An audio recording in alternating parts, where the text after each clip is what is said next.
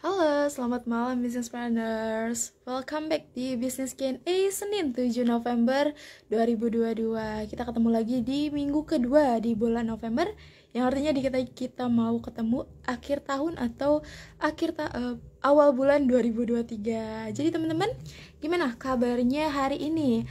Semoga sehat selalu dan lancar untuk segala aktivitasnya ya. Sebelum saya mulai, saya mau tanya dulu nih, suara saya sudah terdengar dengan jelas belum ya? Atau masih putus-putus nih teman-teman?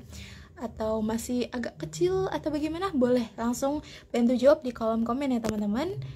Kita sambil tunggu Pak Basnya juga. Oke teman-teman, mungkin yang sudah bergabung boleh drop nama juga dan domisilinya di kolom komentar.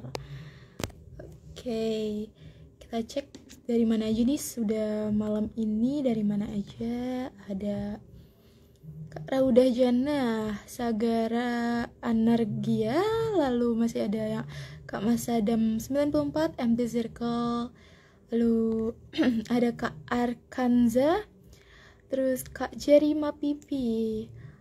Oke, sudah terdengar ya dengan jelas. Ada Teh Cici juga nih. Oke, yuk teman-teman, mungkin yang sudah bergabung boleh langsung drop nama dan domisilinya di kolom komentar. Wah, ada Kak Yudi nih dari Fruta Gelato Bali. Teman-teman yang mau coba gelato boleh nih cobain dari Fruta Gelato nih. Kalau nggak salah, Fruta Gelato juga ada di Bintaro. Teman-teman bisa coba gelatonya di Bintaro juga. Ada Kak MT underscore circle 386 dari Kak Gading dari Bengkulu ya. Ada dari Kak Nursya dari Masamba Luwu Utara. Oke. Kembali lagi kita di sesi Business Q&A yang malam ini akan tentunya ditemani oleh Pak Bas. Tapi teman-teman, kita akan ada guest star atau tamu khusus nih untuk Business Q&A malam ini, yaitu Pak Paras Nasution. Sebelum kita mulai, di sini mungkin ada beberapa business planners yang baru follow business.id dan belum tahu nih lebih jauh tentang business.id. Kita kenalan dulu ya.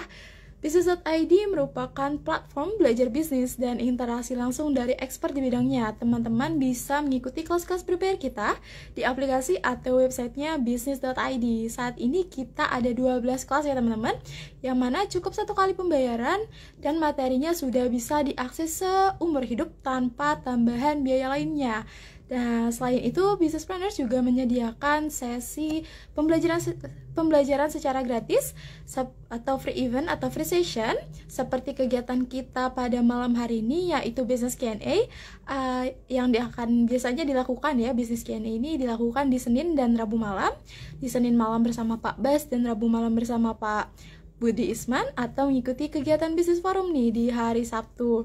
Nah, Sabtu 12 November besok kita akan kedatangan tamu spesial, yaitu Pak Bimo Prasetyo yang merupakan founder dari smartlegal.id sekaligus expert di bidang legality. Jadi teman-teman yang mau mempelajari lebih lanjut tentang legality untuk bisnisnya boleh banget belajar di Business Forum hari Sabtu besok tanggal 12 November. Nah, di Business Forum tersebut kita juga akan bahas seputar Legal Compliance 2023 What's Next. Jadi teman-teman yang mau belajar tahap Legal Compliance untuk 2023 bisa langsung ikut di Business Forum kita. Dan untuk daftarnya gampang banget tentunya, tinggal langsung klik link di bio Instagram kami. Nanti ada menu daftar Business Forum, teman-teman langsung bisa klik link tersebut dan mendaftar. Untuk Business Forum secara gratis ya, jadi hanya daftar untuk mendapatkan invitation teman-teman. Dan gak ketinggalan pastinya buat Business Planners, kita Business.id dan PT Mikro Investindo Utama akan menyelenggarakan workshop Sales and Channel nih pada 14 dan 15 November. Untuk teman-teman yang ingin memperdalam atau mempelajari lebih detail terkait fundamental Sales and Channel, bisa langsung mengikuti workshop ini. Workshop ini akan diajar langsung sama expertnya di bidang supply chain expert, sekaligus salah satu founder dari Kirimin Aja, yaitu Pak Paras Nasution. Untuk info lebih lanjutnya, teman-teman bisa langsung cek Instagram kami, ada di bagian pin feed Instagram kami. Di situ ada keterangan lebih lengkapnya, atau teman-teman bisa langsung menanyakan infonya lewat WhatsApp, nanti langsung klik link on bio, nanti ada menu daftar workshop Fundamental Sales and Channel. Dan pastinya ya, teman-teman yang mungkin sudah siap nih secara bisnisnya ini sudah mantap untuk meningkatkan lagi nih untuk pembuatan strategic business plan, bisa langsung mengikuti kegiatan akhir kita atau annual event business.id, yaitu strategic business camp. Untuk strategic business camp akan diselenggarakan pada 5 dan 8 Desember yang akan diajar langsung oleh para expertnya business.id. Untuk info lebih lanjutnya bisa langsung klik link on bio atau teman-teman bisa menghubungi Mbak Amelia Jiliansyah via DM Instagram. Oke teman-teman, di sini sudah ada Pak Bas nih yang sudah bergabung. Kita terima dulu ya teman-teman. Teman-teman dari mana aja nih malam hari ini? Ya teman-teman yang mungkin sudah bergabung, boleh langsung drop nama dan domisilinya ya. Halo, selamat malam Pak Bas. Malam, Raisa. Apa kabar? Alhamdulillah sehat. Gimana kabar Pak Bas nih? Alhamdulillah baik sekali. Mantap, mantap. Waduh, hari ini kita kedatangan tamu spesial ya Pak di Business Q&A nih. Kita malam Iya. ini akan ngobrol nih sama Pak Paras Nasution. Tapi sebelum Pak Parasnya bergabung, jadi teman-teman kita mau cek dulu nih, teman-teman dari mana aja malam ini. Yang belum absen boleh langsung drop nama dan domisilinya ya di kolom komentar.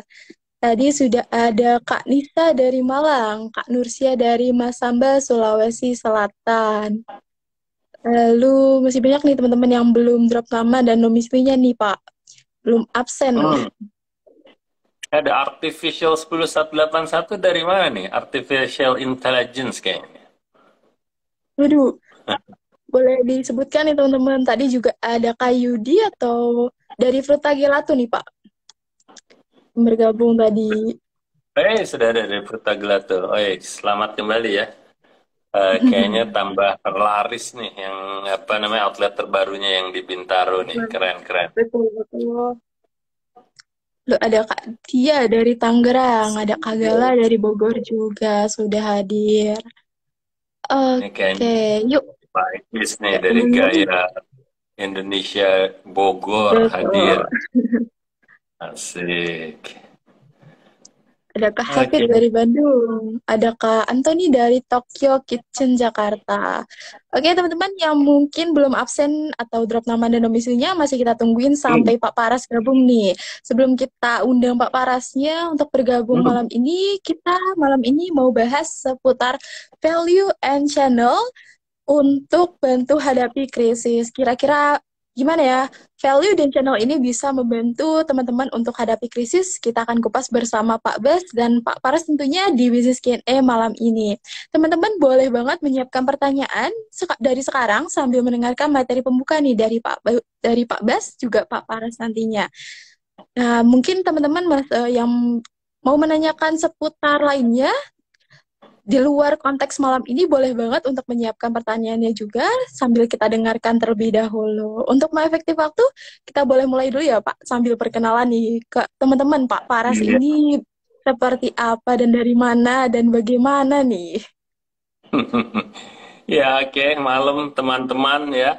Saya tadi lihat Pak Faras sudah standby, jadi mungkin Betul. sebelum beliau bergabung pada di acara kita malam ini ya, mungkin akan seru sekali malam ini. Jadi topik yang kita mau bahas nih seputar value dan channel dalam menghadapi krisis ya. Karena topik krisis, topik resesi itu masih terus menghantui kita walaupun kita sudah bahas bahwa harusnya kita tidak panik-panik amat kan ya. Tapi walaupun demikian yang terpenting adalah kita menyiapkan diri, mengantisipasi sehingga efeknya pun kalau terjadi bisa diminimalisir. Jadi makanya kita pilih topik pembukanya value dan channel bagaimana hadapi krisis yang kemungkinan akan terjadi di tahun 2023 ini.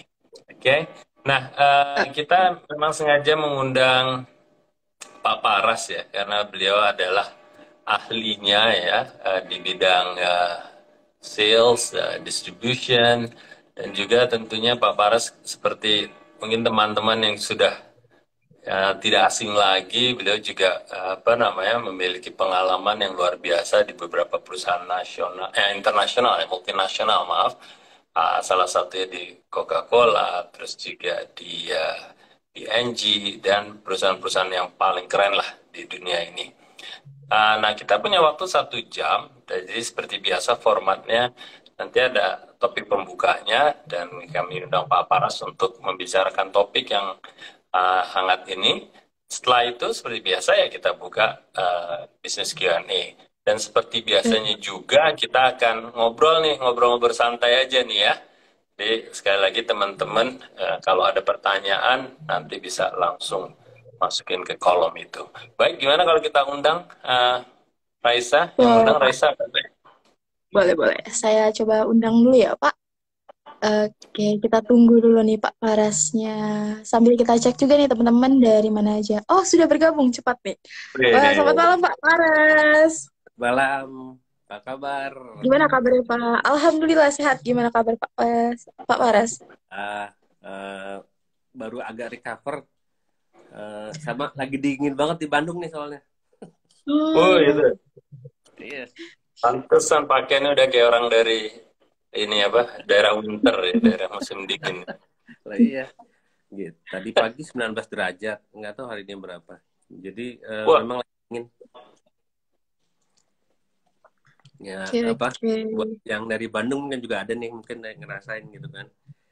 Lagi dingin-dinginnya. Ini gitu ya. suara saya agak bindeng karena memang baru agak mendingan setelah 3 hari kemarin itu agak kurang sehat memang gitu sebenarnya. Keren Oke. suaranya menyesuaikan situasi ya, yang dingin. Oh, harus dipindeng-pindengkan gitu. Oke, oke. Baik, apa namanya, Pak Baras, ini kan kita malam ini topiknya menarik nih, masih sehubungan dengan bagaimana kita apa namanya mengantisipasi dengan yang katanya akan ada resesi atau krisis di 2023. Ya, Iya. sesuai dengan bidang dan keahlian kita, dan tentunya Pak Paras kan ya. Ini kita Ya. mau ngomongin bagaimana value dan channel bisa bantu nih menghadapi krisis itu.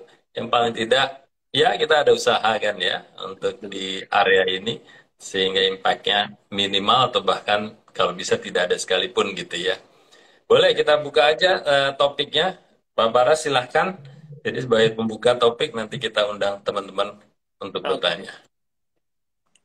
Eh, memang ke pemberitaan banyak banget ya, dan datangnya dari sumber yang mau nggak mau dipercaya gitu ya, mau nggak mau dipercaya. Walaupun ada juga terakhir saya baca di apa ya, IDX Channel kalau nggak salah, Gubernur Hmm, BI bilang kita tidak akan masuk masa krisis gitu kan, hmm, 2023. Jadi ini kan kita lagi, lagi jam-jamnya bikin bisnis planning ya. Lagi hmm. jam-jamnya kita bikin planning 2023 nih semua nih gitu kan. Ini asumsi kita nih mau gimana nih kan gitu. Kalau kalau antara gelap, setengah gelap sama terang kan kita beda nih, larinya gitu ya. Mengasumsikannya gitu ke depan, growingnya mau gimana, dari katakanlah vertikalnya gimana, horizontalnya gimana, keluarin produk baru atau tidak gitu kan.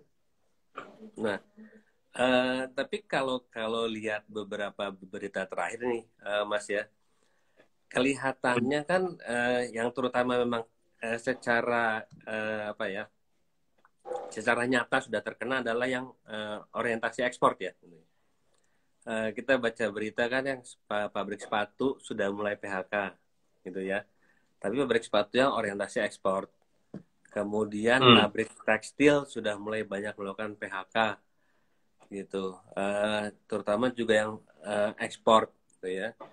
Tapi kalau nggak salah juga beritanya dari pabrik tekstil mengatakan juga karena sekarang lagi banyak musimnya para pemain thrift gitu, pemain produk-produk pre-love gitu. Jadi mungkin Hmm. barang-barang yang masuk itu membuat industri dalam negerinya tidak bersaing, mungkin begitu. Hmm. Hmm. Apakah benar begitu atau tidak? Saya rasa ya nanti waktu membuktikan. Nah, itulah gunanya makanya bagaimana kita mungkin terlalu optimis tidak, terlalu pesimis juga jangan dong gitu kan. Oke, tapi kita perlu hati-hati dan yang jelas menyiapkan langkah lah gitu ya ke depan ya untuk 2023. Nah, kalau dari kita lihat gini, buat teman-teman mungkin bisa mempertajam value-nya sebagai suatu awal untuk melangkah ke depan. Karena menurut saya dengan value yang dipertajam akan mendapatkan message-message yang kemudian baru nih, yang lebih fresh. Baik untuk existing produknya, ataupun kalau mau tetap melaunchingkan produk barunya, gitu ya. Atau melaunchingkan atau memperbesar pasar ke channel yang baru, kan gitu. Nah, refresh mungkin message-nya dari melihat kembali value-nya, gitu loh, menurut saya. Nah, kalau ada value yang baru, message yang baru kan tuh bisa mungkin bisa beresonasi dengan target konsumen yang baru di channel yang baru, atau memperluas existing customer base-nya. Jadi mungkin dalam rangka menghadapi krisis kan kita bisa memperluas pasar nih, gitu ya. Dari dua hal dulu deh yang basic, gitu kan. Message-nya dari melihat value-nya kembali, dan kemudian ya channel lah, gitu ya. Nah, dua-duanya saya rasa sesuatu yang mungkin resikonya nggak terlalu tinggi, cuman kalau nggak diambil juga ya sayang juga sebagai bahan langkah preventif, gitu kan.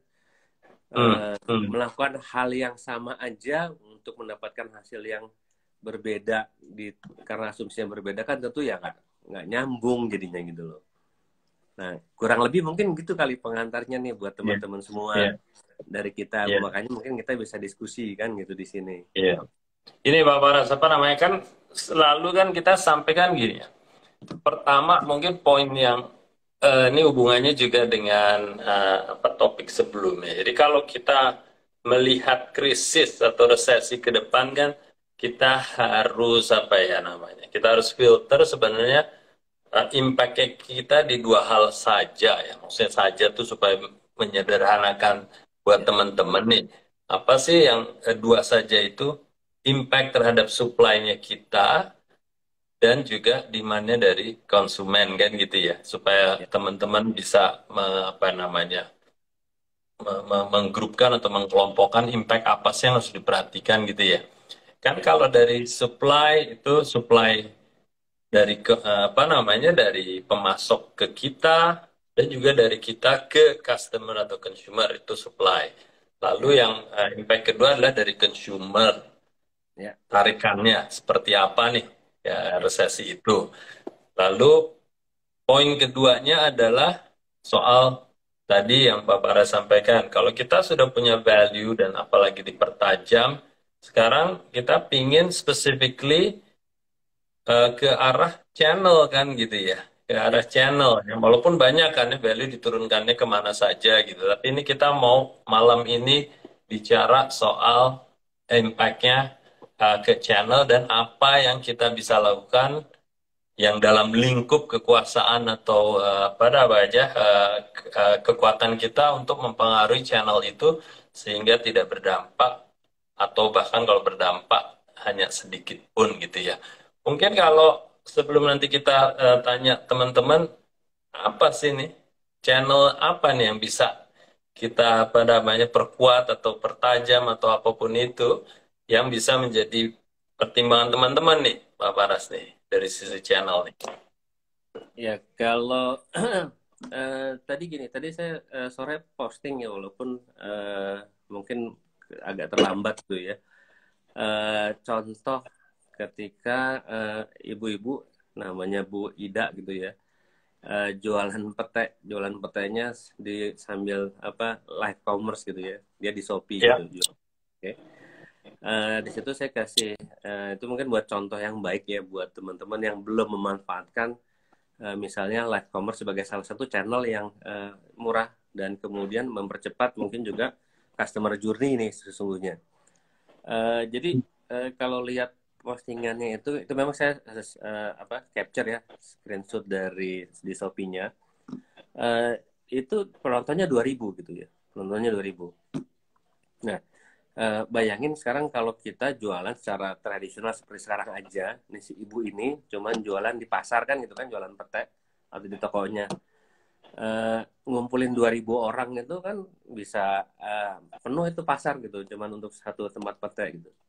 Ya kan? Akhirnya gitu. Artinya apa gitu? Artinya ini sesuatu yang mungkin dia lihat sebagai si Ibu Ida ini sebagai penjual pete lihat, oh ini bisa sambil live gitu kan, yang Ya. mungkin tadinya coba-coba ya, seperti dia juga cerita kalau nggak salah, awalnya sih ya waktu dia memulai live sama seperti membangun channel atau membangun produk atau bisnis gitu ya, pasti mulainya juga nggak langsung 2000 penonton gitu ya, nggak 2000 view.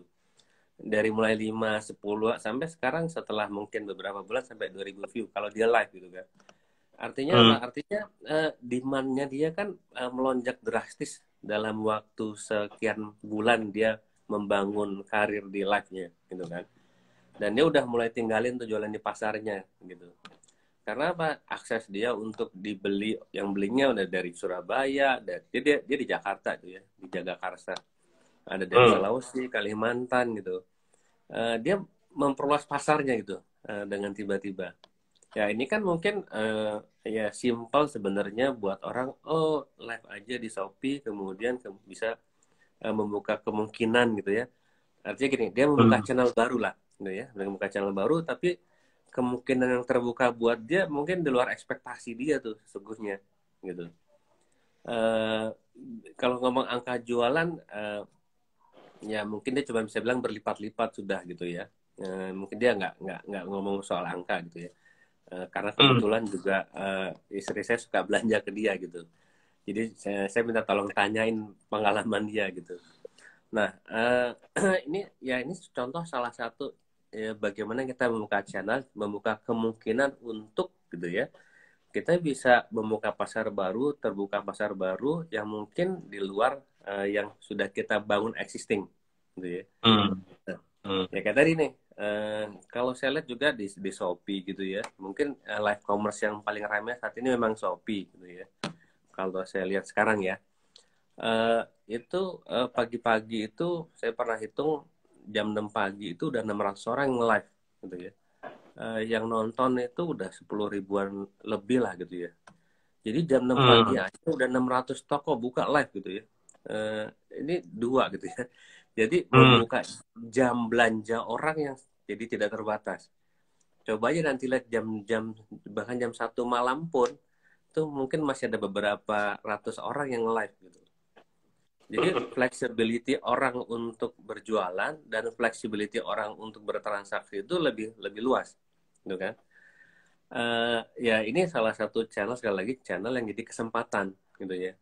Apakah cuma live streaming di Shopee aja, misalnya? Ya enggak, gitu. Sekarang kalau ngomong live selling lah ya, gitu ya.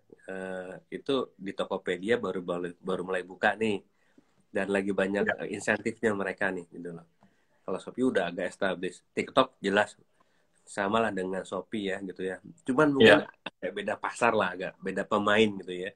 Kalau mungkin di TikTok tuh ada influencer selain mungkin yang business owner atau karyawan yang jualan, ada influencer yang jualan di TikTok. Kalau di Shopee memang rata-rata business ownernya semua gitu. Dan kalau lihat yang business owner ini Mas Bas ya, mereka ada yang jualan memang di rumahnya, di teras rumahnya gitu. Ada yang di Nganjuk, ada yang di Bandung, ada di seluruh kota-kota kecil di Indonesia. Nah, jadi mungkin ini juga akan membangkitkan ekonomi di satu sisi melawan resesi yang memang kalau dibilang akan terjadi di di satu atau dua industri yang terjadi gitu loh. Nah, kejelian melihat channel nih ya, ini salah satunya. Tadi saya bilang untuk kita mengantisipasi krisis ke depan ya kalau memang akan terjadi. Nah, kemudian kan kalau kita punya produk nih, oke lah, gue mau live nih sekarang gitu ya, misalnya apa ya, jualan sepatu lah gitu ya, mau live gitu ya. Ya kan yang diomongin juga harus ada dong message-nya apa gitu live-nya ya kan. Nggak ngomong juga, jangan ngomong oh sepatu murah, sepatu bagus, sepatu keren, ya itu pas semua mungkin ada 10.000 orang jualan di live atau enggak ya sama ngomongnya kan gitu loh. Itu tadi makanya jadi ketika kita mau masuk ke tempat baru, channel baru, ya message-nya apa nih gitu loh. Kalau sekarang udah punya message yang memang sudah kuat, ya tinggal ekspansi. Kalau enggak gitu ya berarti bangun lagi mumpung sekalian nih kan gitu loh. Menghadapi mungkin value-nya nggak berubah mungkin ya, cuman message, turunan message dari value yang dipunya itu yang bisa dirubah, disesuaikan gitu kan. Mungkin kita ngomong jualan di IG sama di TikTok mungkin beda cara ngomongnya kali ya gitu ya. Ya buat teman-teman yang mau live di LinkedIn aja sekarang juga bisa kan sebenarnya. Iya. Ngomong dengan di LinkedIn tentu beda lagi kan caranya gitu loh. Iya. Atau saya lihat malah ada yang memang live-nya, streaming live itu pakai jualan pakai Zoom. Jadi itu lebih private ya, lebih private gitu kan. Kayak undangan kalau di Shopee itu kan live ya kayak bener-bener kita punya toko di Shopee aja. Mungkin ada yang lihat, ada yang mampir, ada yang enggak gitu. Ada tekniknya lah ya. Gitu. Tapi ada juga yang lewat Zoom lebih private karena mungkin ngobrol lebih panjang, lebih luas gitu ya. Nah, Iya, itu tadi masuk channel baru, siapin gitu ya, cari dari situ banyak, apakah channel di offline, apakah di online, ataukah live gitu ya. Siapin message-nya gitu loh. Message-nya jangan lari nih dari core value-nya nih, produknya gitu ya, atau bisnisnya gitu, supaya tetap jalan dengan apa yang sudah disampaikan selama ini gitu. Jadi kalau dilihat tadi kan yang Mbak Farah sampaikan itu kan penting ya dalam hal kita nggak hanya tampil dulu gitu ya, tapi perhatikan key message-nya tadi gitu ya. Kalau kita sudah punya value, key message-nya harus kita tentukan lagi kan. Dan itu bisa jadi berbeda ya key messaging-nya itu atau terhadap masing-masing channel. Key messaging kita di mana TikTok bisa jadi beda di Zoom tadi ekstrimnya dan bisa jadi beda di IG dan seterusnya ya. Jadi ini mungkin catatan bagus nih dari Pak Paras bahwa key messaging tuh harus penting kita tak dapatkan dulu. Nah terus setelah itu kan tadi beberapa channel sebagai contoh, bahkan tadi di Shopee. Jadi kira-kira gimana tuh Pak Paras buat membantu teman kapan nih? Apa gua harus tampil semua nih di semua channel tiba-tiba gitu kan? Proaktif di semua channel itu gimana nih nentukan atau prioritasnya itu gimana kira-kira? Ya basic lagi kepada pemahaman tentunya ya. Ini kan kalau teman-teman yang sudah jualan kan pasti udah punya base siapa sih target customer-nya gitu kan, siapa sih pembelinya kan gitu ya. Kalau teorinya dari awal baru bangun itu kan niche-nya apa dan siapa sih buyer personanya seperti apa kan gitu kan. Jadi kalau memang katakanlah target konsumennya adalah seperti Raisa begini gitu ya, ya mungkin dia nggak main di LinkedIn kali, lebih banyak waktunya di IG atau TikTok kan gitu ya. Itu dulu kan salah satu gitu. Oke. Sekarang apakah mau di dua atau di salah satu gitu ya? Ya mungkin ada mau tidak mau ya. Kalau kita masukin channel baru kan kita coba dulu nih gitu ya. Kita coba. Cuman nggak ya, yang penting ketika ngebangun kan nggak bisa, jangan pantang cepat nyerah lah gitu loh. Sekarang mungkin siapapun orang kalau ngebangun IG gitu, kecuali beli followers kan, ngebangun dari 0 sampai sekian itu ya pasti ada waktu ya, beda dengan mungkin kita 5 tahun yang lalu yang mungkin lebih mudah misalnya. Nah yang pengetahuan mengenai konsumen ini lebih banyak di IG atau di TikTok, ya itu yang jadi pilihan kita itu jadi kita kayaknya ini di TikTok ya, kita push di TikToknya kan gitu. Masuknya ke sana gitu ya. Mungkin yang bisa kita lihat lagi kan gini, ini teman-teman ini pembelinya ternyata adalah komunitas yang suka mengaji misalnya kan. Mungkin kita perlu ada produknya secara offline juga eksis di daerah-daerah sekitar masjid gitu loh, yang memang tempat orang mengadakan pengajian atau perkumpulan untuk mengaji kan. Nah jadi ya perkenalan ke sana gitu ya. Atau misalnya kan gitu kan, atau misalnya selain masih kuliah ternyata memang suka olahraga. Nah berarti di tempat olahraga itu mungkin kita harus ada gitu. Jadi kita bisa memberikan message. Kalau tadi kita ambil katakanlah saya mau ambil effort untuk membuka live misalnya di TikTok gitu kan. Tapi saya akan dukung dengan memberi message bahwa oh kita ada loh di Senayan, di tempat kalian suka jogging, kita ada loh di mana di Car Free Day gitu ya, untuk menyapa kalian pada saat kalian sedang main sepeda pas Car Free Day kan gitu. Itu kan sambil beri message informasi juga gitu ya. Nah, pembelaan itu kan balik lagi nomor satu ke sana ya. Di mana sih konsumen kita gitu ya.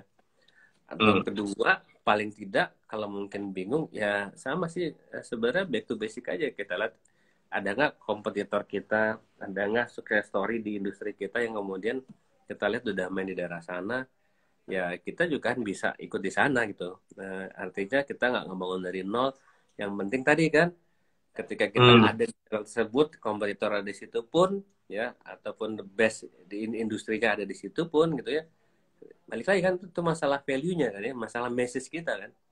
Selama message kita bisa resonasi tadi ya, message-nya kena kan gitu kan, ya kemungkinan orang untuk datang melihat gitu dan mencoba gitu ya, ya itu lebih kuat kan gitu.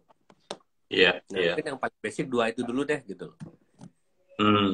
Jadi tadi kita udah apa namanya, diingatkan kalau yang pertama adalah value-nya, key message-nya jelas.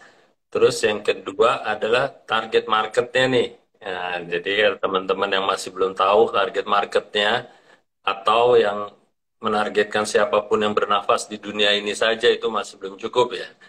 Ya, jadi benar-benar harus dipertajam ya target marketnya. Contohnya umpama kita apa namanya, perumpamakan umpama kayak Raisa, targetnya profil kayak Raisa, kita harus pahamin nih.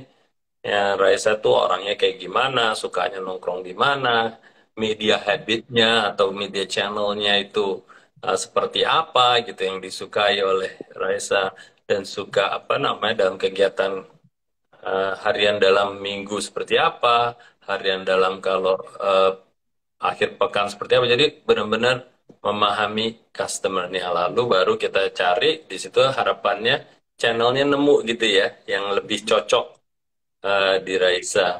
Oke, menarik sekali. Apa Raisa, mungkin kalau udah ada pertanyaan dari Raisa sendiri, kalau ada yang mau ditanyakan silahkan ya. Mungkin saya kasih contoh satu lagi nih. Boleh, Oh, boleh. boleh. Saya kasih contoh lagi supaya lebih kebayang gitu ya.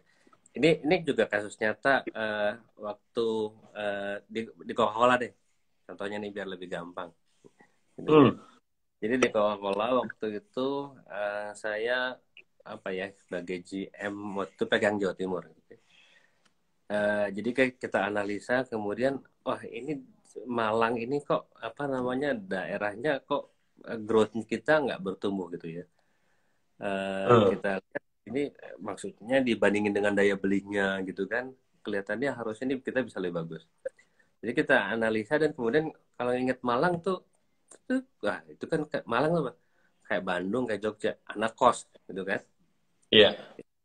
Ya, jadi kita bayangin, oke, sekarang kita bayangin anak kos gitu ya. Jadi itu kita meetingin gitu kan di tim. Anak kos tuh ngapain aja ya gitu ya. Kita bikin analisa nih. Oke, anak kos tuh kalau bangun pagi itu pasti cari sarapan di warung makan sekitar gitu. Kemudian apa namanya jam setelah itu baru mereka pergi ke kampus. Di kampus nongkrong di mana. Terus jadi kita bikin analisa 24 jam kehidupan anak kos. Nah, karena analisa aja nggak cukup, itu kan persen dari kita, padahal kita kan karyawan semua, itu nggak ada yang anak kos gitu ya, anak kos mahasiswa maksudnya. Akhirnya kita benar datang, kita coba selama kehidupannya, jadi kita datang ke tempat-tempat kos, kita bertanya, kita duduk ngobrol bareng gitu kan, terus mencoba mengikuti flow-nya mereka kehidupannya gitu. Oke.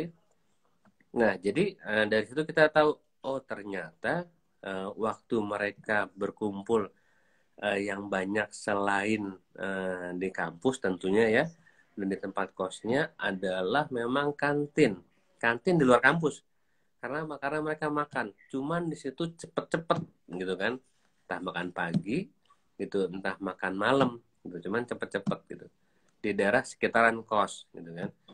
Terus kedua gitu ya, ternyata mereka tuh banyak yang nongkrong di apa namanya Circle K, apa 7-Eleven Circle K gitu loh, minimarket gitu. di sekitaran Hmm. kampus gitu. Tapi bukan di dalam ya, yang di luaran. Oke. Nah, itu contoh dua yang kemudian waktu itu kita cari, kemudian kita serbu, jadi ya kita aktivasi lah istilahnya ya kalau di kita gitu kan. Jadi di mana ada model minimarket yang tempat orang-orang suka belanja, kita kasih kursi, kita kasih apa, kita kasih aktivasi lah ya. Kemudian kita bikin bundling dengan produk yang laku di situ. Nah, kemudian untuk di tempat makan minum yang biasa mereka sarapan atau tempat makan malam, sama kita aktivasi semua tempat makan dan minumnya itu dengan bundling dengan makan minumnya kan gitu ya. Nah, Iya. ya, itu maksudnya ini itu inspirasi bagaimana memahami konsumen kita gitu. Jadi mereka ada di mana, disitulah kita cegat gitu kan. Karena ketika mereka beraktivitas, kesempatan mereka melihat produk kita itu penting kan gitu. Nah, mungkin kan ya agak enggak fair menyamakan sekelas Coca-Cola mungkin dengan bisnisnya teman-teman untuk bisa seperti itu ya. Tapi itu inspirasinya bahwa dengan memahami siapa sih ya itu yang mau kita targetkan, di mana sih Iya. kehidupan mereka. Ya, kita nggak mungkin ada di semua tempat di kehidupan mereka, tapi mungkin ada satu dua tempat yang kita bisa coba gitu loh. Untuk kita available kan gitu. Nah, kurang Yes. lebih itu salah satu contoh lagi lah. Gitu. Oke, oke. Yes. Raisa udah ada pertanyaan masuk? Belum ada nih Pak Bas. Mungkin saya tanya juga ya Pak. Lalu nih Pak, Hmm. seperti yang tadi disebutkan ya, key message ini kan kuncinya ya Pak. Lalu Ya. apakah behavior dari personal di market tersebut ini akan berpengaruh nih Pak, selain dari media channel yang disebutkan? Eh, Mungkin lifestyle mungkin. ya, ya mesti kan gini. Jadi message itu akan masuk kepada orang yang kemudian benar jadi targetnya ya gitu, karena memang targetnya ya secara lifestyle-nya, secara behavior-nya itu ya memang sesuai dengan apa namanya itu, makanya message-nya harus sesuai dengan itu gitu loh.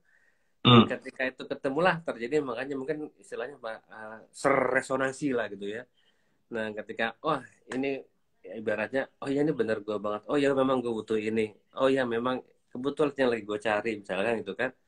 Artinya kan membuka kemungkinan dia untuk mencari info produk kita lebih lanjut, gitu kan? Karena hari ini message itu kan kita bisa sampaikan dalam beberapa format ya, gitu ya. Yang paling basic mungkin memang postingan lah di sosial media kita, gitu kan? Hmm. Atau mungkin yang bisa lebih agresif diakselerasi dengan berbayar lah misalnya kan. Nah, jadi kan kemudian itu akan membuat paling tidak mereka melihat sosmed kita, atau mereka mungkin akan bertanya ke CS kita gitu, atau bertanya ke tim kita lah gitu, ke bisnis kita untuk tahu lebih lanjut ketika ya message-nya masuk dengan lifestyle atau behavior-nya si konsumennya kan, target konsumennya kan gitu. Ya. Nah, Oke, itulah baik. Berarti memang langsung tersinkron ya Pak setelah kita menganalisis semuanya juga ya, langsung tersinkron nih. Jadi teman-teman mungkin yang target marketnya tersebut, kita tahu key message-nya seperti apa, disambungkan ke behavior-nya, bisa jadi sinkron ya Pak, dan mereka jadi paham nih dan mau beli produk kita karena value-nya pun sudah dapat dari key message tersebut. Oke, baik-baik. Ya. Itu mungkin apa namanya Pak Paras, saya mau mungkin bantu klarifikasi teman-teman. Kalau bilang channel, jadi channel apa sih sebenarnya gitu kan? Ya kan channel kan kalau di bahasa Indonesia kan kayak saluran gitu ya. Ini ya. saluran apa dan yang bagaimana sih yang dimaksud di sini gitu? Uh, kalau ujungnya pas gini, channel itu kalau saya selalu melihat tiga nih ya gitu. Jadi satu channel untuk saluran channel komunikasi, ya kan?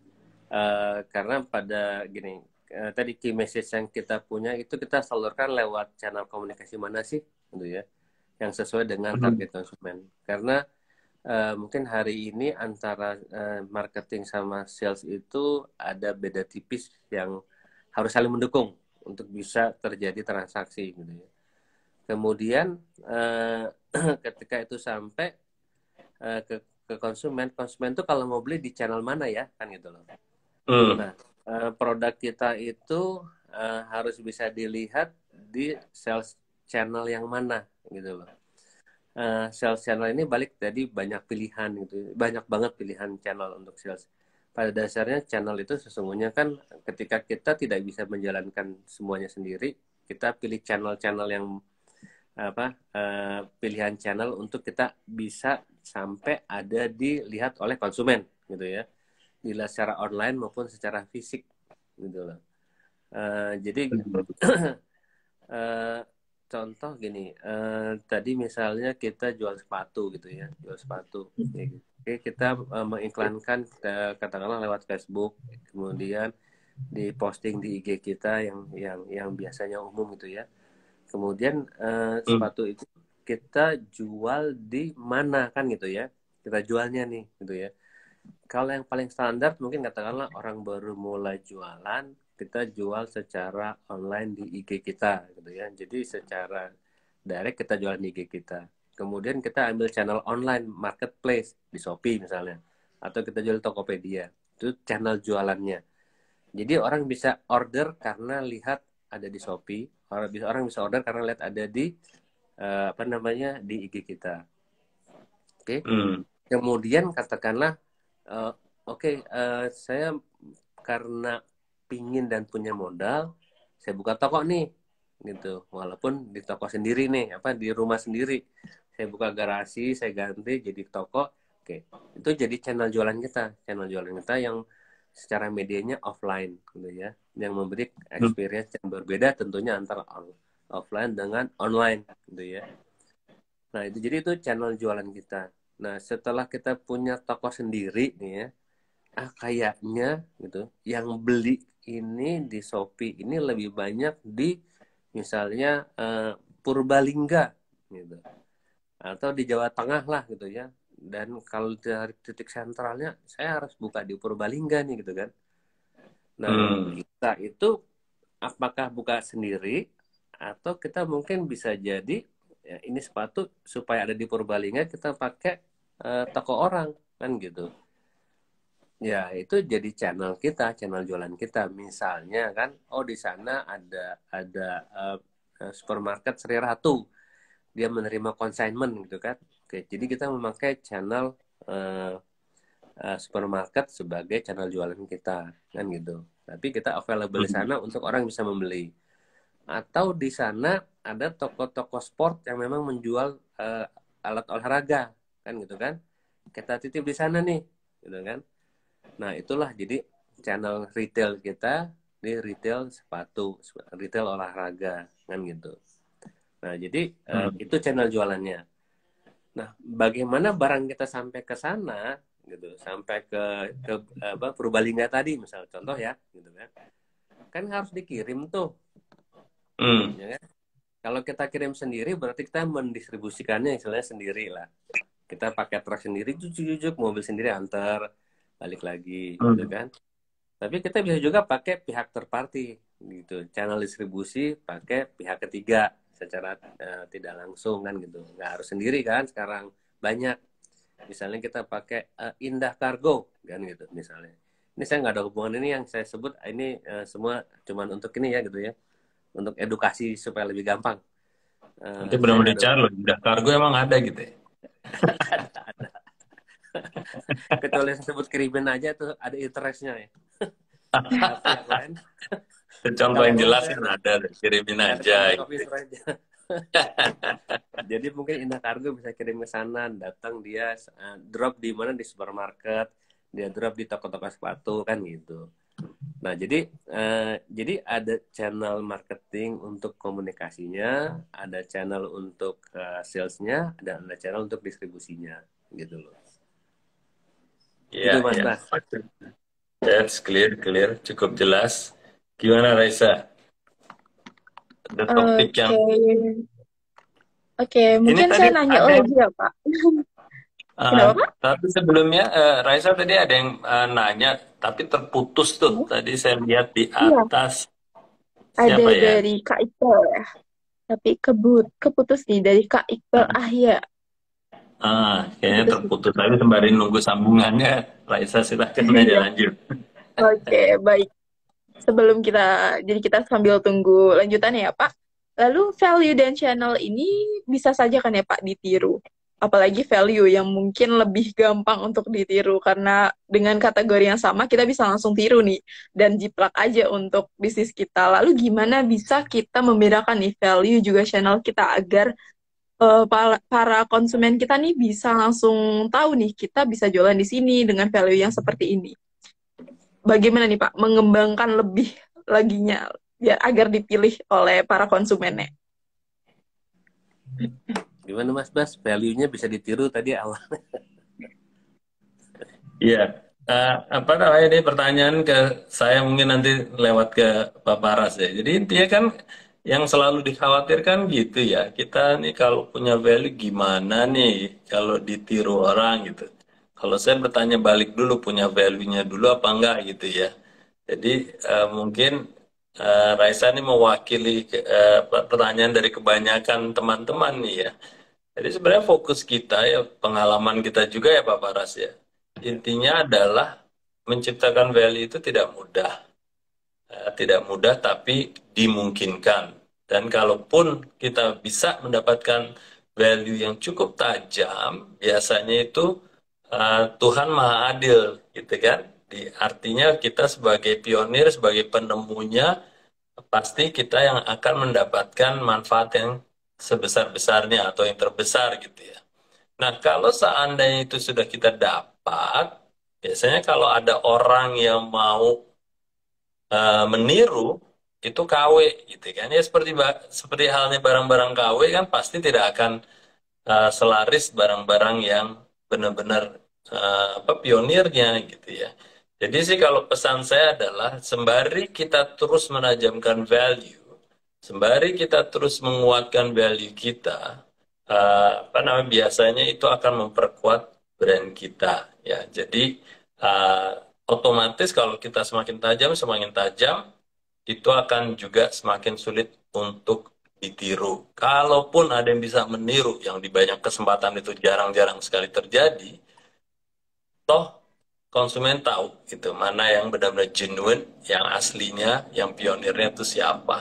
Seperti itu sih. Jadi saya akan lebih memfokuskan diri mempertajam ketimbang eh, apa menambah kekhawatiran diri gitu kalau kita di copy. Itu sih kalau saya umumnya pesan saya. Gimana Pak Paras? Pengalaman Pak Paras? Ya, saya rasa hari ini ya eh, banyak orang juga yang mengajarkan mau berbisnis yang mudah apa ATM kan gitu kan amati tiru modifikasi gitu. Itu udah jadi kayak mazhab bisnis yang memang juga apa ya umum umum gitu ya. Jadi siapapun sekarang ya se apa ya seunik apapun kalau produk gitu. Awal mulai dari produk mungkin dalam hitungan hari atau minggu atau bulan tuh udah pasti ada yang memfollow. Kalau ada produk baru bikin kategori baru Hmm, pun gitu pasti akan ada yang memfollow lah gitu ya ketika itu sukses gitu. uh, Waktu uh, ya kayak contoh banyak lah ya contohnya gitu ya yang mungkin sehari-hari lah kita lihat. Kalau kayak kita dikirimin aja mungkin waktu bikin tahun lalu kalau kita analisa kompetitor masih dikit. Kalau sekarang waduh udah uh, kompetitor udah nggak bisa dihitung lagi banyak banget kan gitu loh yang iya. main dalam teknologi gitu. Jadi mau di Hmm, teknologi kayak mau di apapun itu sebenarnya produk nih kalau produk mau ditiru. Tapi value gitu ya value secara statement mungkin bisa ditiru ya menurut saya kata-kata ya gitu. Tapi mungkin juga apa ya real value-nya itu saya rasa orang nggak ada yang benar-benar bisa niru gitu karena itu betul. kan Betul. menyangkut masalah bukan cuma produk tapi kita juga gitu ya sebagai pebisnisnya gitu. Jadi itu mungkin nggak akan bisa benar-benar di copy gitu ya. Betul. Kalaupun ada orang yang nekat gitu mengcopy itu ya sama lah. Maksudnya di semua bisnis ya memang harus terus kalau di value itu dipertajam gitu ya. Dan value-nya itu kalau kalau menurut saya kemudian core value-nya itu kemudian bisa dipecah menjadi beberapa key message-nya kan gitu loh. Nah, Iya. bermain bisnisnya yang kemudian menjadi penting gitu untuk membedakan Hmm. kita dengan yang meniru gitu loh. Iya. Eh, Bukan kita yang kemudian berubah value ya, merubah value kita, oh kita value jadi berubah. Ya bukan gitu kan gitu. Karena Iya. at any time gitu ya, apapun yang kita buat itu mungkin ya akan cepat banyak orang yang akan sedang mengikuti ketika itu bagus, ketika itu sukses gitu. Jadi Benar. itu konsekuensi sebagai leader gitu di market ya kan gitu. Hmm. Hmm. Dan Jadi memang sebenarnya ya kalau dilihat ya Pak Prasor ini saya selipin dikit ya dari pengamatan saya. Mungkin yang perlu teman-teman apa ya namanya tangkap adalah yang dimaksud Raisa itu meniru value-nya. Sebenarnya yang ditiru itu adalah produk atau jasanya sih kalau saya lihat utamanya ya. Kita lihatlah apa yang terjadi kayak Wings. Memang mereka mendeklarasikan kan ATM Unilever. Tapi ATM apanya?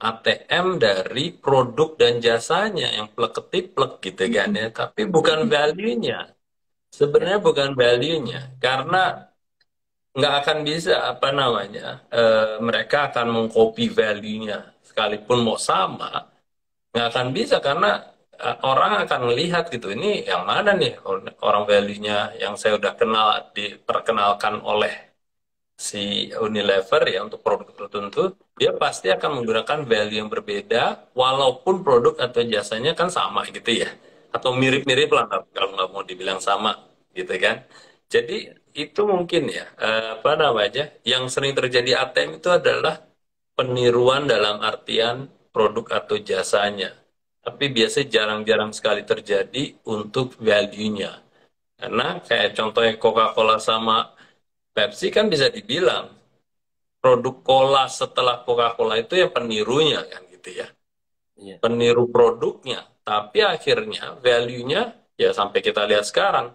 Banyak yang meniru produk cola dari zaman tahun Coca-Cola lahir di 1800 berapa itu? 50 ya kalau saya nggak salah ya. Ya 1880 sekian lah kurang lebih ya. 85 kalau ya. Nah, 85 itu kan banyak yang meniru produk-produknya. Tapi yang punya value yang kuat itu hanya beberapa termasuk Pepsi. Yang lain yang nggak punya value, walaupun meniru produknya, ya nggak hidup gitu kan. Gitu sih, itu mungkin sebagai contoh aja buat teman-teman ya. Iya. Good question, Raisa. Thank you. Oke, baik Pak. Lalu tadi kan ya disebutkan juga nih value itu dipertajam.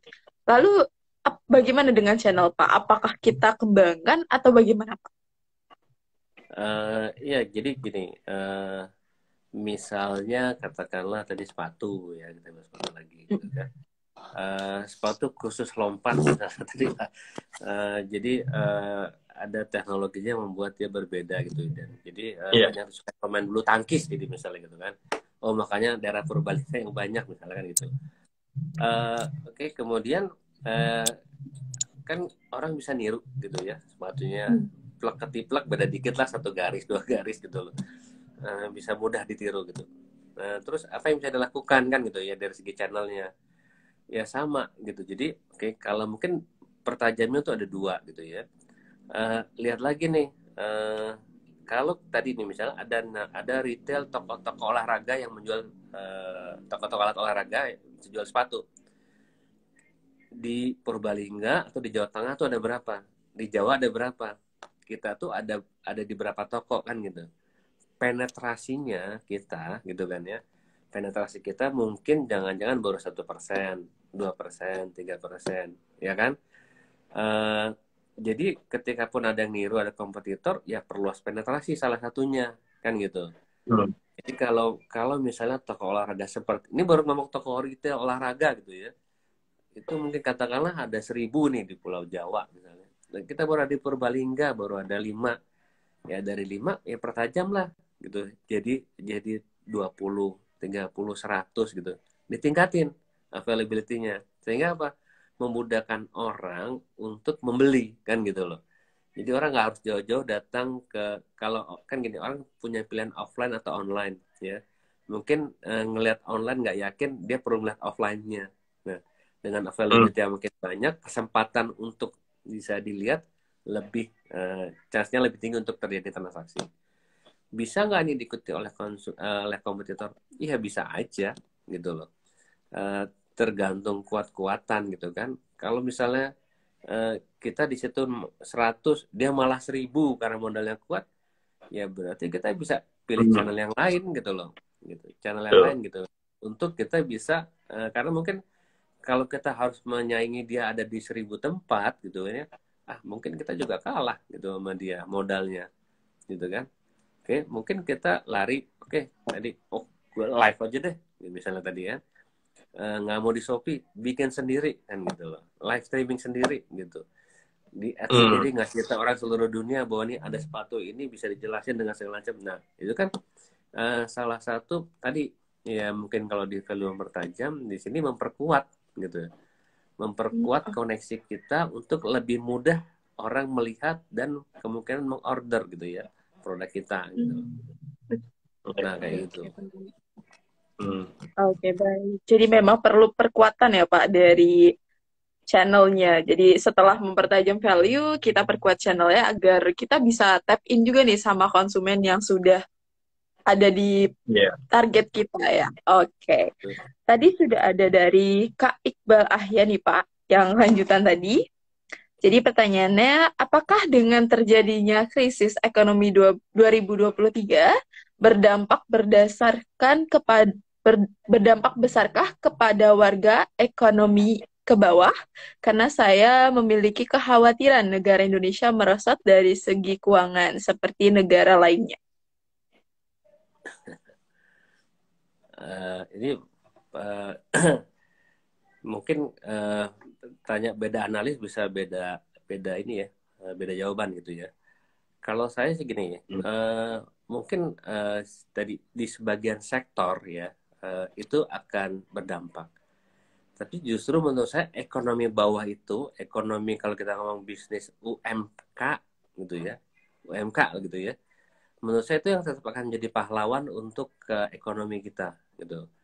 Karena apa? Di situ udah dari level paling bawah, warung makan gitu ya, tempat-tempat beli yang memang available untuk orang yang belanjanya daya belinya paling murah gitu ya, paling rendah. Jadi itu menurut saya itu akan bertahan regardless of krisis, mereka akan tetap eksis gitu ya. Nah, sebagian, contohnya sekarang ya, sebagian kehilangan pendapatan karena mereka dipecat dari pabrik sepatu dan pabrik tekstil, ya kan? Ini yang bagian karyawan bawah nih ya.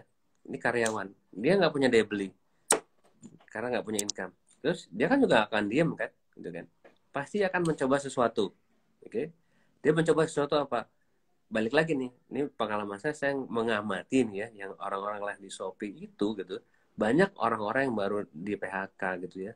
Dan menurut saya range itu amazing, dari orang yang jualan cuma baju 5.000 perak sampai orang jualan tas yang sampai harganya puluhan juta, itu ada menjalankan hal tersebut gitu. Nah, dia kan coba survive kan gitu kan, sehingga mungkin dia bersurvive menjadi katakanlah UMK, usaha mikro kecil gitu ya, di level apapun dia gitu. Nah, di satu sisi itu, di sisi yang lain mungkin akan ada tetap industri yang bertumbuh dan berkembang gitu. Di setiap krisis biasanya selalu ada yang down, ada yang naik gitu loh. Nah, yang naik ini kan juga akan memberi pengaruh pada peningkatan daya beli atau mereka akan merekrut karyawan baru kan gitu. Kalau mungkin mengamati nih perkembangan startup kan udah dari kemarin ini dunia startup kan heboh nih, startup tutup lah, startup yang apa karena sekarang nggak musim bakar uang lah, Shopee apa namanya, banyak yang sudah melakukan PHK karyawan kan.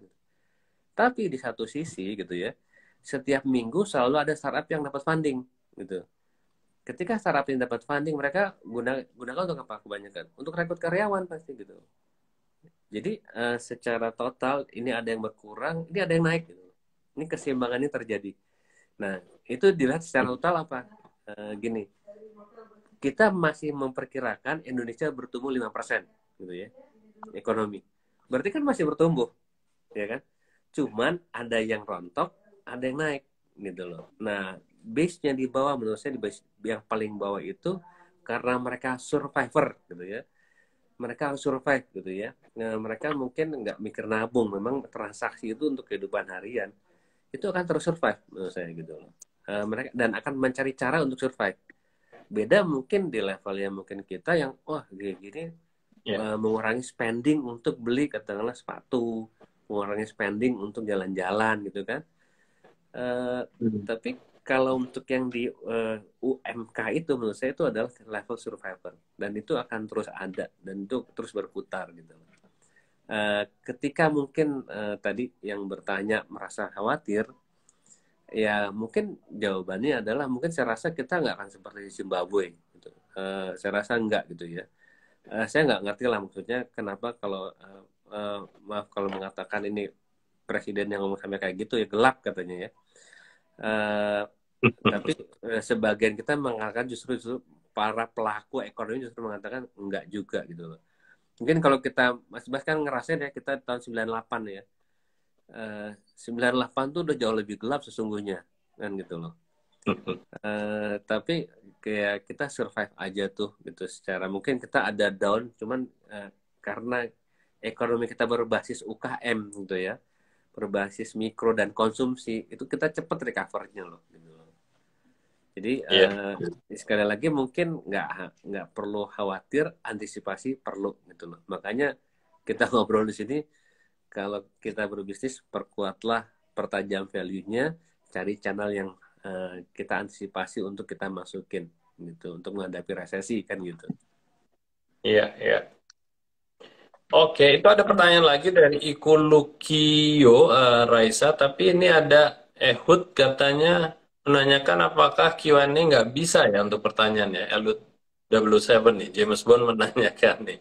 Mbak Raisa, box Q&A nggak bisa Oke. ya untuk pertanyaan. Tapi sembari itu Oh, disorder. sepertinya ada problem, Pak. Di box Oh Q&A gitu. sepertinya ada problem. Mungkin teman-teman Jadi Anda bisa bisa ketik taruh langsung aja. pertanyaannya di kolom komentar. Heeh. Sip, sip. Itu ada dari Oke, Iko kita tuh. bacain dulu mungkin ya, Pak. Dari Iku ya. Dari Iku Mm-mm. Lukio. Bagaimana kolerasi value untuk UMKM saat baru usaha fokus pasti baru buka usaha fokusnya pasti lebih pada affordable product dan winning consumer heart ya Pak Sales. Mohon pencerahan untuk definisi value yang cocok untuk UMKM. Oke, ini mau dijawab nih Pak Paras atau saya bantu jawab gimana nih? Ya Mas Bas dulu lah yang bantu. Oke, oke. Ini Iku Lukio. Ini apa IQ Lucky Yo atau gimana nih sejauh ininya ya? Oke. Jadi yang pertama, yang namanya definisi value itu sama. Definisi value untuk UMKM, definisi value untuk bisnis besar, definisi value untuk segala bentuk usaha dan berapa besar usaha itu sama definisinya value. Intinya sederhana.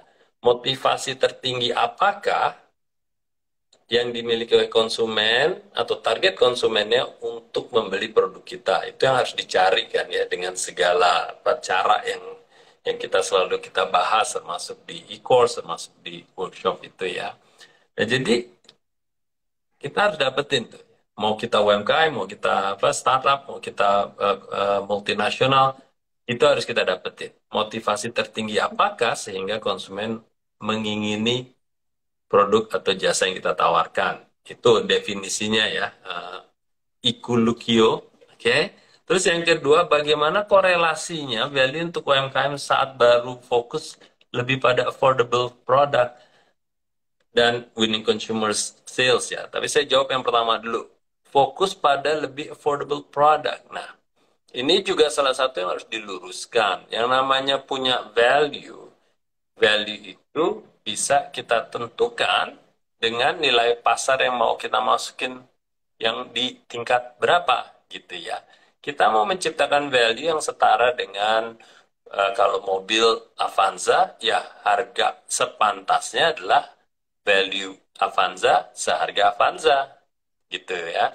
Atau kita mau menciptakan value yang setinggi atau setingkat dengan Toyota Camry umpamanya. Jadi value Toyota Camry sudah pasti di atas Toyota Avanza, sehingga harga pasarannya akan menjadi lebih tinggi daripada Toyota Avanza. Kan sesederhana itu. Jadi poinnya adalah value itu kita bisa desain ke titik harga yang mana. Jadi bukan berarti kita punya value barang kita akan menjadi dimahalkan, bukan itu. Jadi poinnya adalah menemukan value dan ngeset value itu di harga berapa pasarannya yang bisa diterima oleh target marketnya. Jadi jangan salah target ya. Kita mau jualan Avanza, kita nargetin Mercy, targetnya orang pembeli Mercy atau sebaliknya. Itu yang selalu akan membuat kita merasa either kemahalan atau kemurahan gitu ya.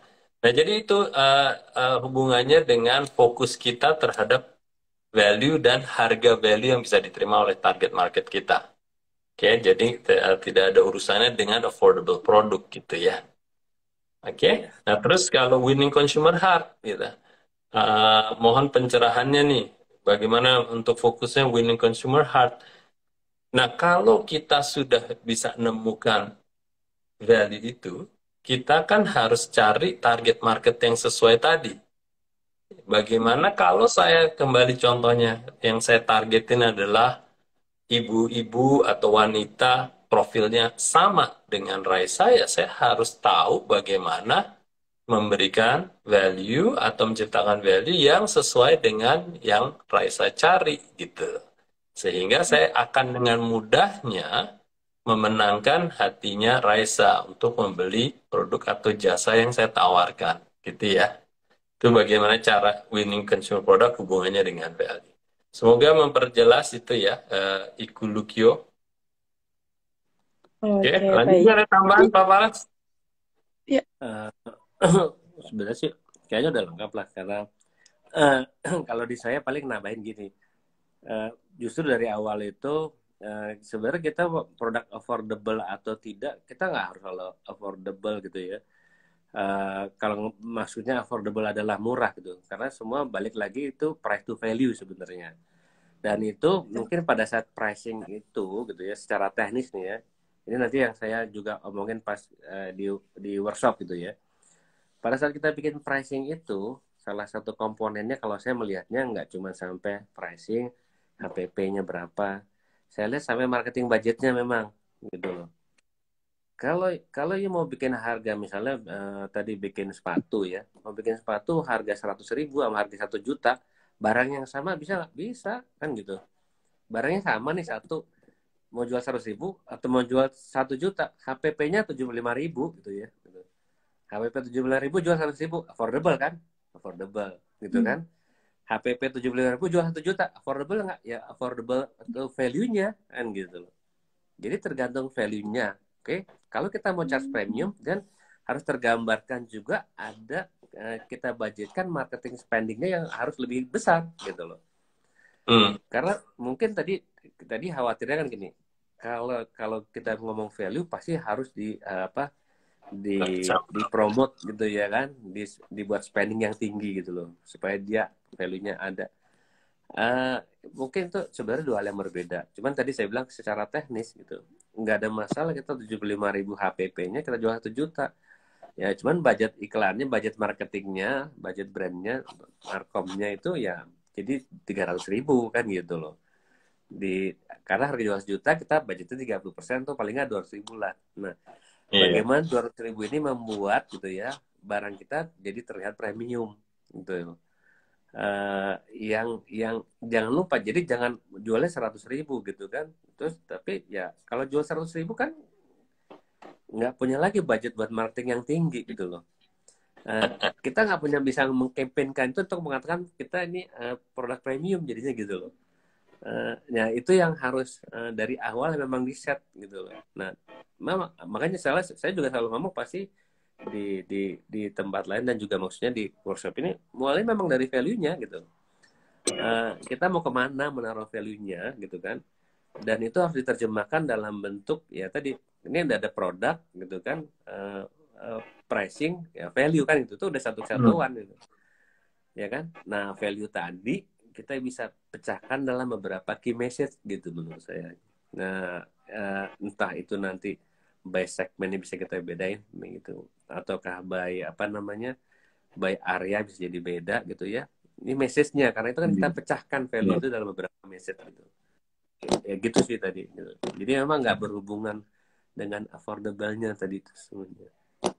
Ya, ya. Thank you, Pak Paras.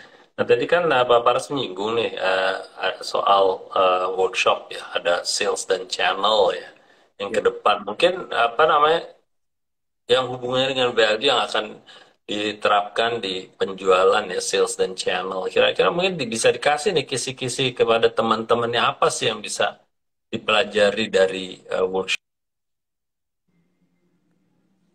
Ya. Masih nyambung? Agak Oke. putus Pak Bas. Jadi suara saya masih jelas? Sudah Pak, sudah jelas. Oke. Jadi di workshop tuh gini, sales dan channel. Jadi itu sebenarnya buat teman-teman yang udah belajar atau mengetahui mengenai smart business map gitu ya. Setelah pertama awalnya ngomong playing field, kan kita ngomong market landscape gitu ya. Nah, jadi awalnya gini, kalau saya mempelajari salesnya, saya bilang kita memulai dengan konsep yang namanya go to market. Sebenarnya go to market itu konsep ketika kita baru mau mengeluarkan produk baru sebenarnya ya kan. Memang baru sekarang kelihatannya lebih dibawa keluar istilah go to market oleh para startup gitu. Karena startup baru ini kan biasanya produk baru ya bisnis baru gitu kan. Tapi buat yang established, yang maksudnya yang udah jalan bisnis, sebenarnya ini untuk mengeluarkan produk baru. Oke. Nah, sama seperti pada saat belajar mungkin Smart Business Map, ketika kita mengeluarkan produk baru kan yang dasar nomor satu kita udah punya produk nih, udah produk. Oke. Kemudian produk ini target marketnya siapa, itu kan udah satu kesatuan yang harusnya udah dipikirin pada saat membuat produk, gitu kan? Oke. Kemudian bagian elemen terpenting dari go to market adalah value-nya apa kan gitu dari produknya gitu. Nah, value itu yang kemudian dipecahkan key message. Message ini kemudian disampaikan dalam bentuk apa ke siapa kan gitu loh. Nah, kemudian ketika itu sudah oke, kemudian bagaimana kita menyapa si target market itu secara produk, secara salesnya tadi, secara message sudah, kemudian secara channel jualannya mau pakai apa nih kan gitu, di mana kita harus ada gitu, dan distribusinya kita tuh lewat apa. Nah, faktor-faktor untuk menentukan itu apa aja ya gitu. Nah, itu yang kita pelajarin, termasuk tadi awalnya masalah pricing tadi gitu. Ketika punya produk jangan lupa nih elemennya. Kalau saya nulisnya, menurut saya teorinya adalah setiap penjualan harus memberikan net kontribusi yang positif. Net kontribusi itu berarti bukan cuma HPP-nya, tapi juga ada biaya logistik di situ, ada biaya marketing, gitu. Itu mesti positif gitu loh sampai situ. Jadi menentukan harga itu ya di luar faktor kompetitor lah, ya di luar faktor.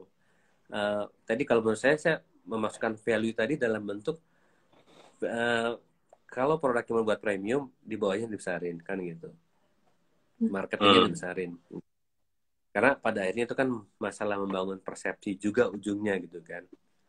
Nah, setelah go to market dan kemudian masalah pricing, yang kita bahas lagi adalah sekarang key enabler apa sih yang tersedia nih? Sebenarnya banyak di pasar yang memudahkan kita berbisnis di saat ini gitu loh. Jadi itu menurut saya membuat kita bisa jualan atau smart selling lah gitu ya. Dengan begitu banyak sekarang pilihan-pilihan dalam bentuk aplikasi ataupun platform gitu yang membantu kita jualan gitu. Jadi tadi kita mau prospek orang gitu ya. Sekarang ada CRM lah yang mempermudah mengontrol. CRM tuh banyak banget gitu. Sayang kalau nggak dipakai karena banyak yang affordable. Tadi kita ngomong distribusi, contoh distribusi. Ada kemarin saya ketemu sama startup lokal juga namanya Distri gitu ya.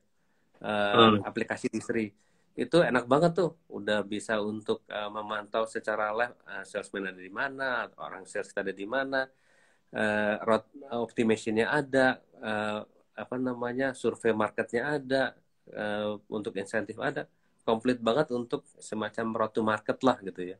Dan Hmm. itu waktu di Coca-Cola tuh ya kita, maksudnya saya termasuk tim yang belajar di Sydney waktu itu, di Melbourne 2 minggu di sana untuk belajar dan untuk implementasi di Indonesia ya. Di sini sekarang ya udah cuman, kalau saya lihat murah banget gitu loh, yang si distri itu. Sekali Hmm. lagi karena saya kenal, saya bisa omongin gitu ya. Yang saya nggak kenal, saya nggak bisa omongin. Saya ketemu orangnya waktu itu. Terus, nah yang gitu tuh banyak. Nah itu yang coba saya share nanti di sana. Dan terakhir, Hmm.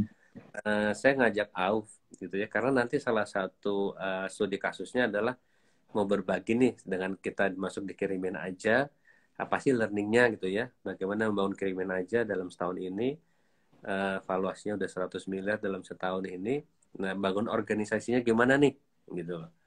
Nah itu nanti ada Mas Auf yang cerita, dia Chief People Hmm. Officer-nya gitu ya, kurang lebih itu tadi yang bisa Jadi didapatkan. kalau go to market tuh Pak Faras ya, intinya kan kita bicara lebih spesifik bagaimana jualan gitu ya.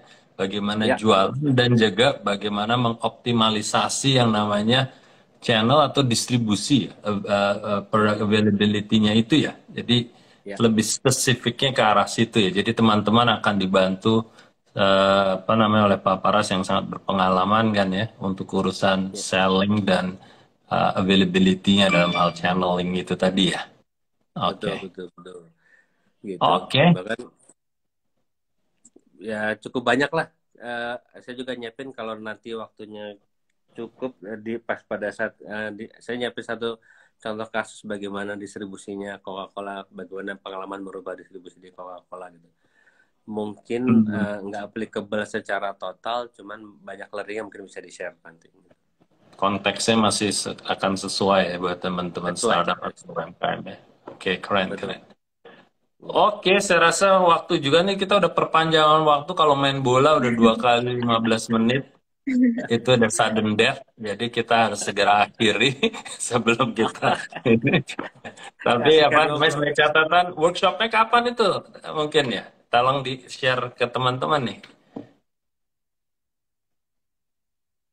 11 ya. Untuk Eh, Senin Selasa 14 dan depan. 15 ya, Pak? Iya. Oke. Oke, Oke. kita sudah di penghujung sesi Business Q&A malam ini. Terima kasih banyak Pak Bas dan Pak Paras nih sudah membagikan insight. Untuk saya juga teman-teman business planners malam ini, kita sudah sampai extend waktunya untuk dengar cerita dari Pak Paras dan wah happy banget kita dapat real case langsung dari salah satu supply chain expert yang benar-benar sudah berpengalaman di multinational companies.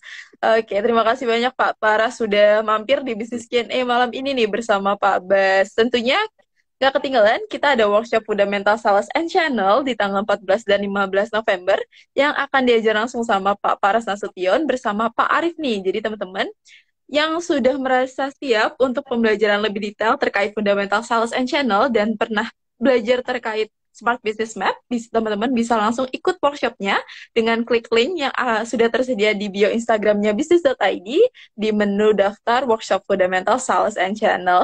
Atau teman-teman bisa ikut program terakhirnya bisnis.id yaitu Strategic Business Camp yang akan diajar juga sama expertnya bisnis.id termasuk Pak Baskoro juga Pak Paras Nasution. Oke teman-teman, untuk info lebih lanjutnya bisa langsung klik link kita di bio dan cek-cek ya. Oke, nggak ketinggalan pastinya ada Bisnis Forum di tanggal 12 besok bersama Pak Bimo Prasetyo. Kita akan bahas Legal Compliance 2023 What's Next. Jadi teman-teman yang mau belajar tentang Legal Compliance untuk 2023 bisa langsung ikut di Bisnis Forum kita Sabtu besok. Oke, terima kasih banyak Business Planner sudah join di Business Q&A malam ini. Terima kasih banyak Pak Bes, terima kasih banyak Pak Paras nih. Walaupun sudah Thank malam ya, you. habis keliling-keliling di kantor, tapi tetap meluangkan waktunya nih untuk sharing ke saya juga teman-teman. Oke, terima kasih juga Thank you Reza, semua. thank you Pak Paras. Terima kasih Mas Bas. Terima kasih Sampai banyak. ketemu lagi para Oke. business planner. Assalamualaikum. Assalamualaikum. Waalaikumsalam. Terima kasih banyak Pak Paras. Terima kasih juga Pak Bas nih. Teman-teman business planner. Oke, teman-teman, jangan sampai ketinggalan untuk ikut Business Forum di Sabtu 12 November besok juga bisnis Q&A di Rabu besok bersama Pak Budi Isman ya. Tentunya untuk bisnis forum teman-teman bisa langsung klik link di bio untuk daftar secara gratis. Jadi teman-teman tinggal masukin email saja untuk invitation-nya. Jadi jangan lupa untuk daftar ya teman-teman. Dan pastinya ada e-course juga pembelajaran secara online yang berbayar di aplikasi dan websitenya bisnis.id. Teman-teman bisa langsung mengikuti e-course berbayar kami dengan 1 kali pembayaran dan aksesnya sudah seumur hidup. Oke, sekian dari saya. Terima kasih sudah join di Bisnis Q&A malam ini. Selamat malam dan sampai jumpa.